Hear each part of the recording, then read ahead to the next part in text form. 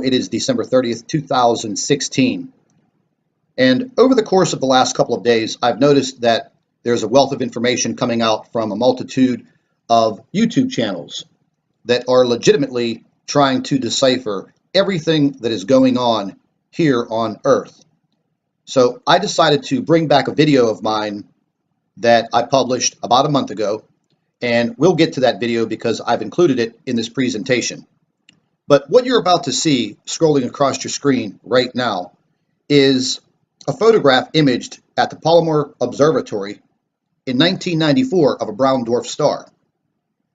And that brown dwarf star was orbiting a sun. So the point that I'm trying to make, and this point's going to be very clear, that there is a very, very high possibility that we have a brown dwarf star that was discovered by Dr. Robert Harrington in the early 80s, known as Nemisis. And NASA even named this object Planet X. So there are a lot of photographs that I have not published in any of my YouTube videos. And the photograph that you just viewed, NASA went back with the Hubble Space Telescope and imaged that same brown dwarf star orbiting a sun a year later in November of 1995. And since then, they have discovered approximately 2,000 brown dwarf stars orbiting suns out in the universe, the galaxy, whatever you want to call it. So I decided to take a look at a lot of the photographs that I had come in from subscribers that had sophisticated telescopes and amateur astronomer backgrounds. Now, the photographs that you're about to see, I've never released into any video. And this is a telescopic view of our sun, and these are views of something other than our planets orbiting the sun, or at least in close proximity to the sun. So what I've noticed over the past couple of weeks is a multitude of YouTube channels just trying to figure out what is going on. And yes, there are a lot of theories, and there's a lot of information. And right now, there's a lot of action going on in our solar system, with our sun, with our planets, and first and foremost, our Earth, the most vital point in any of this research or investigations. And I start to wonder, why the big cover-up?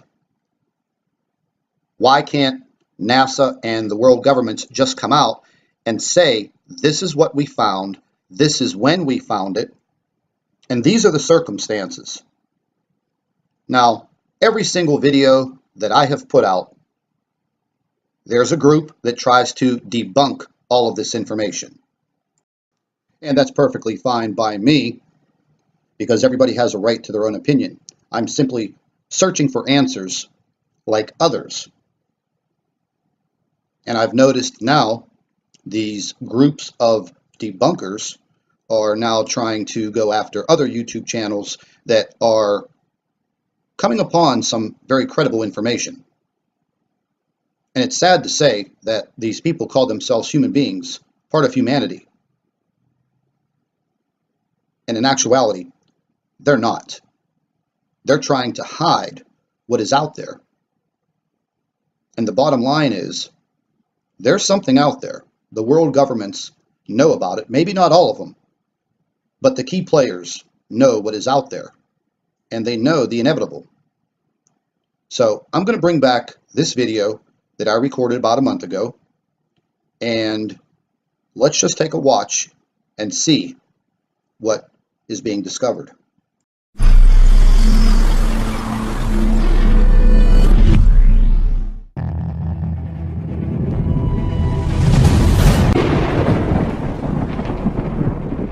Hello everybody, welcome back to the Nibiru channel.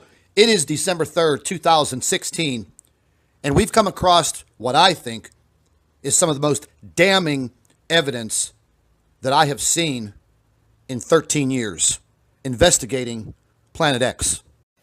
Well, folks, this is the breakthrough that I've been waiting for. One of our subscribers, his name is Christian, he's been sending in some absolutely fantastic photographs, and I just opened up one of his emails about 30 minutes ago, and he captured the moon and another planet trailing the moon. Now, one of my colleagues, Jeff P., also Nibiru Planet X researcher, does fantastic work. He just did a video that was captured in Berkeley, California, clearly showing a planet trailing the moon. And I'm going to leave a link to that video. However, the information that you're going to see right now, this coordinates with the Secchi imagery that was captured back on November 11th, November 17th, and November 30th on this Secchi footage. Now, what I'm referring to, and I'll show you very quickly, this was the supposed camera glitch, software glitch that NASA said they had with their camera systems on this satellite craft. Okay, and I specifically wanted to show you this elevation, and this was supposed to be the sun, as they said, and it's not the sun, and we're going to clearly prove this. Now, I was looking very, very closely at what I found to be a very large plateau on this planetary object. Now, this little white dot that you see here, that is actually Earth. But what I'm about to show you right now is this planet. This is not the sun, and this is the elevation that I was referring to. And you can clearly see that is an elevation. Now, I'm going to skip over to another photograph that I superimposed a little bit of color into this so I can actually show you this very large plateau. And you can clearly see that that is three-dimensional. Okay, this is not some, camera glitch or anything of that nature. Now, when I zoomed in very, very closely to Christian's photograph, and I centered in on the planet, not the moon, I noticed that plateau on his photograph, on the other planetary object in the photograph. Okay, so this is what was captured. And one thing I want to point out is when you look at this, you can see this large cap, almost like a polar cap, I'll call it. Now, I hope this comes through in your video. I've tried to enhance it the best that I can, but this is the best that I can get on this particular photograph. But I want you to take note of that polar cap. Now, when we go here onto the other photographs, you can see this type of polar cap on this planetary object. It also has one on the bottom that literally protrudes and increases up the side. Now, getting into Christian's photograph. Here you go. I want you to take very, very close and pay close attention. Here is the same plateau. It's clear as a bell. Clear as a bell. As far as the cap on this planet, the polar cap, there it is, right there. Sorry, folks, I'm just like really nervous right now because this is kind of an exciting moment because we're kind of making very serious breakthroughs, and photographs are being taken all over the world. We're getting some telescopic photographs. We're getting great video. We're getting great photographs from everywhere. And then we're going to have these people out there that say, you're crazy. You're nuts. That's not happening. That's Jupiter. That's Venus. That's Mars. Listen, it's none of those planets. So don't insult all of our intelligence, everyone around the world that is taking photographs and following what is in our sky. And we have some impending danger. That's the way I feel. I've been studying this now for 13 years. I think that I know what I'm talking about. And yes, we all do make mistakes, and I've made them, and other channels have made them. But we are looking at one thing right now. That looks to me like the same object, and I'm identifying with this plateau right there, right here, and this type of what I'll call a polar cap. Here's the imagery. There you go. It's right here. There is the polar cap. Watch my cursor. And you really can't see it too good on this side, but it literally trails all the way up the side. Here's the other imagery from Secchi from another craft, another view. You can see the cap. You can see clearly this large elevation. And this, to me, is what's giving it away. This is the identifying marker. Now, when I was looking at the other photograph, I couldn't see it very well on this photograph, but I would have to say this elevation is going to be somewhere down around here.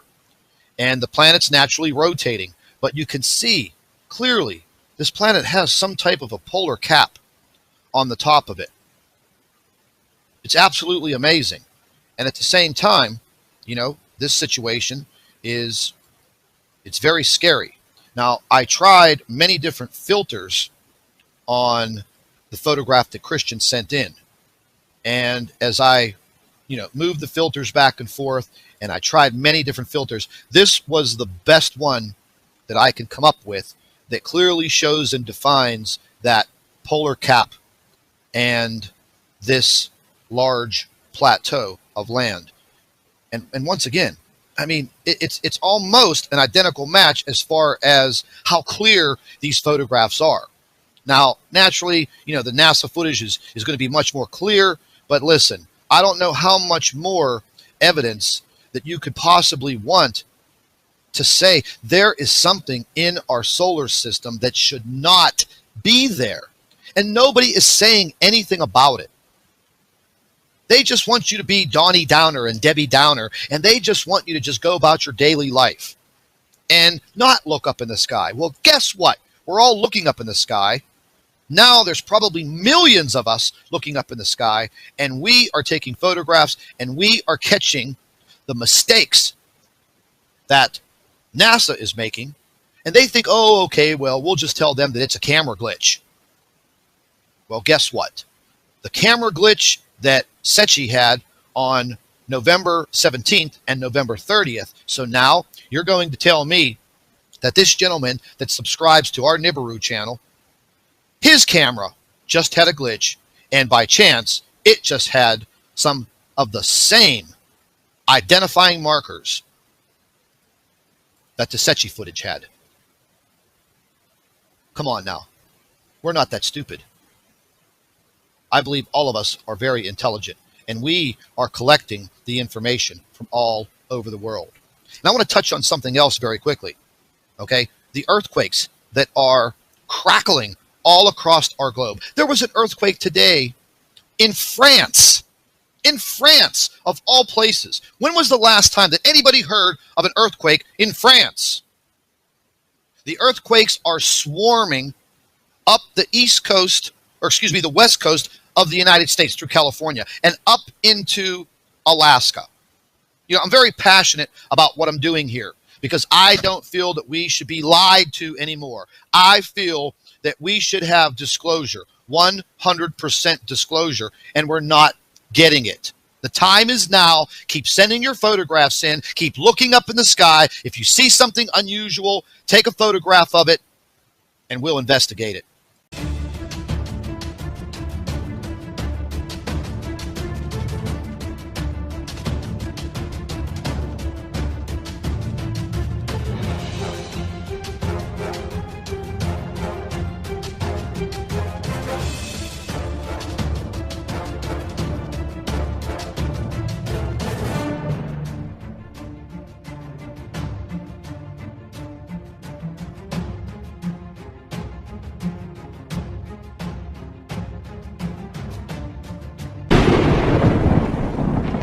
I'd like to thank all of our Nibiru watchers. You guys do a fantastic job. We'd also like to thank you for your loyal subscribership. You can continue to email your photographs and your video to NibiruPlanetX2016@gmail.com. And don't forget to share our videos with your friends and family members on Facebook. And subscribe to the Nibiru channel for all of our current updates. And like I always say, keep an eye in the sky.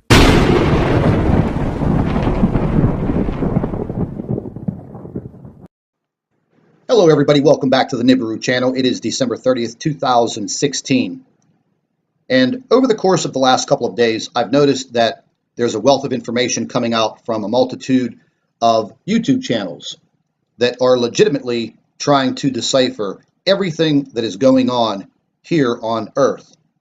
So I decided to bring back a video of mine that I published about a month ago, and we'll get to that video because I've included it in this presentation. But what you're about to see scrolling across your screen right now is a photograph imaged at the Palomar Observatory in 1994 of a brown dwarf star. And that brown dwarf star was orbiting a sun.